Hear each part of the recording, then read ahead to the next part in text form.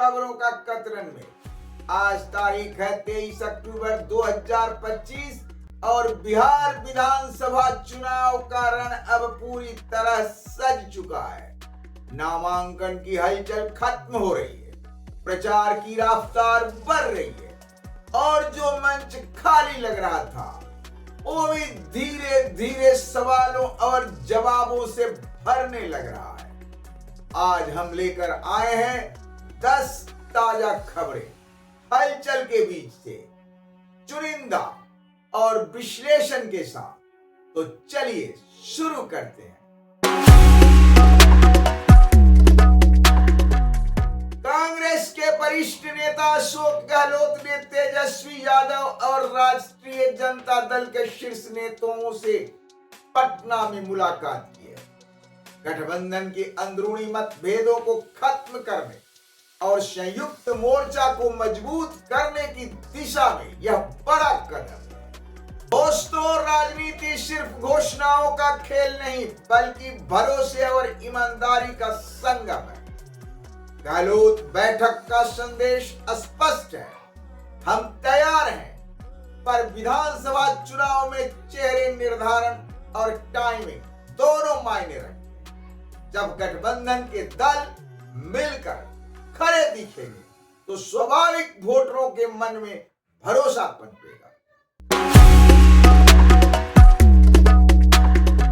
Mohania seat पर RJD की प्रत्याशी श्वेता सुमन का नामांकन रद्द किया गया है। उनका रोता हुआ वीडियो सोशल मीडिया पर वायरल हुआ। यह घटना याद दिलाती है कि चुनावी प्रक्रिया में केवल उम्मीदवार नहीं, उनका मनोबल और रणनीति भी बराबर काम करती है। नामांकन रद्दीकरण जहां पक्ष को अंदरूनी झटका देता है, वहीं प्रतिद्वंदी को काम करने का संकेत होता है। प्रशांत किशोर की नई पार्टी जनसुराज मरौरा और मधुबनी में बड़ी सभाएं की है। जन समर्थन की तस्वीरें सामने आ रही है। नया आंदोलन जब जमीन पर उतरता है तो पुराने समीकरण हिलते हैं। जनसुराज ने संदेश दिया है, परिवर्तन चाहिए, और यह वाक्य सिर्फ राजनीतिक संदेश नहीं बल्कि उम्मीद का संकेत है। प्रमुख दलों ने इस बार मुस्लिम उम्मीदवारों की संख्या घटाई है। यह संकेत है कि प्रतिनिधित्व मापदंड अब बदल रहे हैं। यह केवल टिकट गिनती नहीं बल्कि पहचान निर्माण का सवाल है।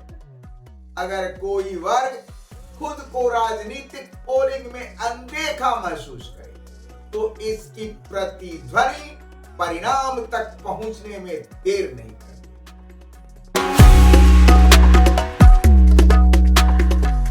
नरेंद्र मोदी और अमित शाह 24 अक्टूबर को बिहार में 4 बड़ी जनसभाएं आयोजित करेंगे।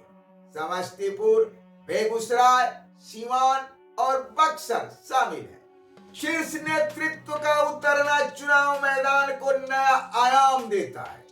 यह सिर्फ भाषण नहीं, प्रेरणा का स्रोत है, संगठन को ऊर्जा देता है और विरोधी को संदेश। इस कदम का असर स्थानीय प्रचार यात्राओं पर होगा। पहले चरण के स्क्रूटनी में सैकड़ों नामांकन रद्द हुए हैं। यह चुनाव प्रक्रिया की कड़ाई को दर्शाता है। जीत का आरंभ तब होता है जब राजनीति नियमों के भीतर चले। रद्दीकरण जैसे कदम यह दिखाते हैं कि किसने कितनी तैयारी की है और कौन केवल दावों पर भरोसा कर रहा है। कुछ पुराने नेतागण अपनी पार्टी छोड़ नई पार्टी ज्वाइन कर ली। यह रणनीति के तहत उठाया गया कदम है। सत्ता संधान में बदलाव सिर्फ कहानियों का हिस्सा नहीं होता, यह संकेत होता है कि किस ओर कहां स्थानीय शक्ति केंद्रित हो रहे हैं।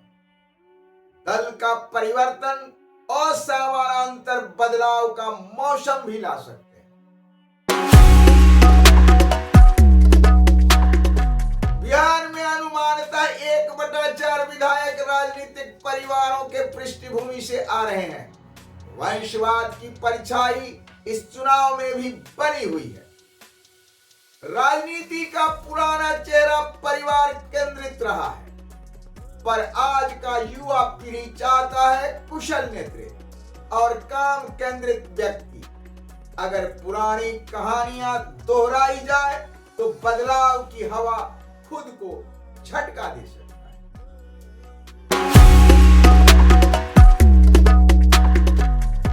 नामांकन उपरांत कुछ जिलों में झड़पें हुई, साथ ही साथ सोशल मीडिया मॉनिटरिंग भी तेज हो गई है। प्रशासन सक्रिय है। चुनाव वही सफल होता है जहां बहस जीवंत हो। आज की पीढ़ी संवाद में भरोसा कर रहा है। हिंसा और शोर उनके लिए बेमानी है। राजनीतिक दलों को यह बात भली भांति अब समझ जाना चाहिए। तो दोस्तों, आज के इस खबरों के कतरन में हमने देखा चेहरे बदलते हैं, गठबंधन बदलते हैं, रणनीतियां बदलती है, पर अंत में वो जनता ही होती है जो फैसला करती है।